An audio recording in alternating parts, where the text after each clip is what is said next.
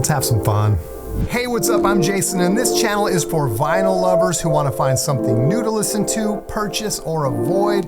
I focus on vinyl, but everyone is welcome. I'm presenting a vinyl challenge or vinyl prompt or vinyl tag called One Album Per Decade. Because you have to decide, 1950s, jazz, blues, rock, and you have to rule out whole genres of music. 1980s, metal, hip hop, alternative. It's not as easy as it sounds. I was gonna call this the Sophie's Choice Challenge, but decided that would be in bad taste. There's a lot of different ways to go about this, but I really wanna pose this as a challenge to all you vinyl and or music creatives on YouTube. If you have a channel, pick one album per decade. If you collect from 30s to current, great, you'll have like 10 albums. If you just collect 60s through 80s, that's fine too. You'll just have a really short video. I really like this challenge. It's almost sort of nefarious, wicked.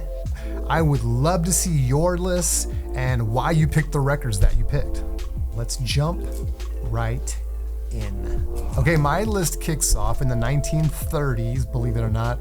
It's not a 30s pressing, it's 30s music because, 30s and 40s picks are more than likely gonna be compilation albums, but try to pick one artist albums if you can, but do what you like. But the 1930s record I have to pick is Frank Sinatra, really our first superstar in music, and sort of created a template that is still very much alive today. This is the 1939 recordings of Frank Sinatra in the Harry James Band. I love this record. I love Frank Sinatra. 1930s decade. This is my one record. All right, let's move up a decade to the 1940s. The 1940s are the war years, the birth of bebop. By the end of the decade, music will have changed forever thanks to a couple handfuls of artists, musicians, creators, whatever you want to call them, and the musical landscape would never be the same. But when it comes to the birth of bebop, you got Bud Powell, you got Charlie Parker, you got Thelonious Monk, even Sonny Rollins. But to me, the father of them all, and the artist that I feel like really must have guided the ship was Dizzy Gillespie. If James Brown is the godfather of soul, which he is, then to me, Dizzy is the godfather of bebop. And these are songs that were recorded in the 1940s. Some of his most popular stuff from that time, you got Groovin' High, one bass hit, He Beeped When He Should Have Bopped, love that tune. And so for that reason, this is my 1940s pick. All right, the 1950s. And the 50s are amazing. Of course, the 50s to some degree are the post-war years. My list has to have one post-bop record because jazz is going to disappear off this list once we get to the 1960s, unfortunately. So this is my last chance. My 50s album is, oh my God, this is so freaking hard. You realize who I had to leave off this list? All right, let's just do it. For me, has to be Miles Davis, Kinda Blue, an unbelievable album, squeaking in at 1959.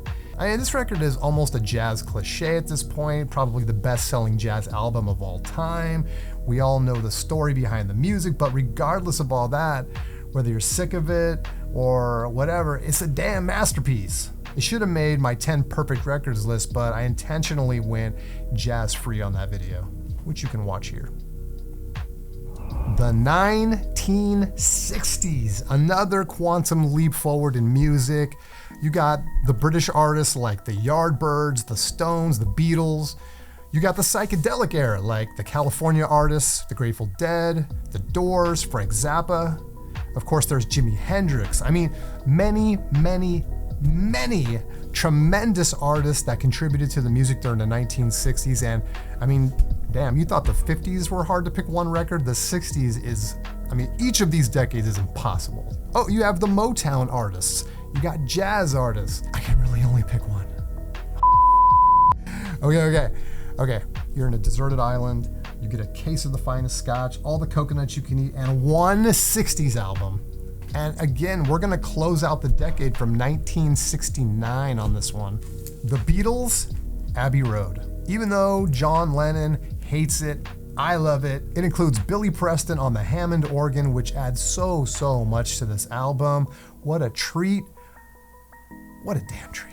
Okay, here we go again, making the impossible possible. The 1970s, we're on a roll. Let's see if I can pick something from 1979, since that seems to be my cheat code right now.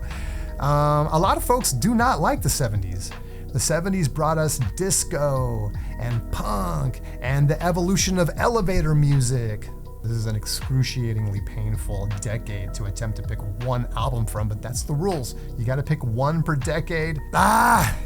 Led Zeppelin 2. Led Zeppelin 2. Led Zeppelin 2. Arguably the best rock and roll band of the 1970s. Maybe ever. You could put any Zeppelin record in front of me right now and I'd be like, yep, I see you. I see you. Led Zeppelin 2, my 70s record. The 1980s. All right, the 1980s. The decade of my adolescence, the years where I would cut the apron strings and embrace my music, the music of my people. And by my people, I mean the youth of a nation. I have to pick an album that truly influenced me more than any other. A record that had me planted in front of the television set every hour on the hour to watch the music video, that had me wallpapering my bedroom with posters and magazine cutouts, buying trading cards and dolls. Are you still playing with that doll? Action figures, that's so hard to understand. Look, forget your stupid doll. Action figure. And even dressing up like this artist for Halloween. Have you guessed it? I bet you guessed it.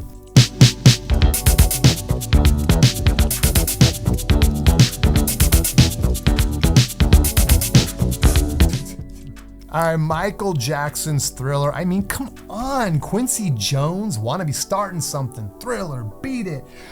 Billie Jean, Human Nature, PYT. Such an amazing album. I can't leave Thriller behind. This is my 80s pick. All right, in the 90s, 90s rap is 80s rap on steroids. Hair metal makes way for grunge, and the 80s just sorta fizzled out in the early 90s, breaking my heart. So sad.